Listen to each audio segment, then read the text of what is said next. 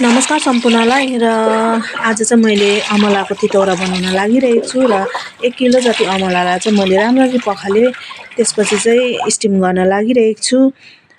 मक्टुमा steam गर्न लागिरहेको छु। स्टिम हुँदैछ अनि मैले मसला रेडी गर्न लागेँ। यसमा धेरै जसो ज्वानो छ अनि अलिकति धनिया, जिरा छ र त्यसपछि मैले अरू मसलाहरू पनि एड गरेको छु।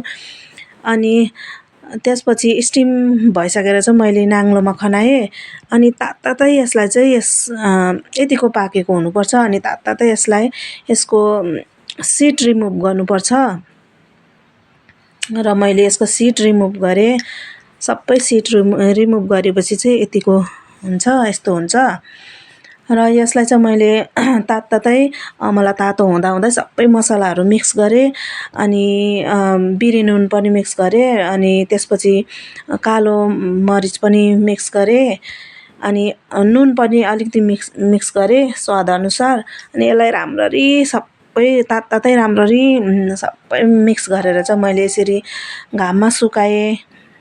1 हप्ता जति घाममा सुकाउँदाखेरि चाहिँ यतिको हुन्छ, कडक मजाले कडा हुन्छ।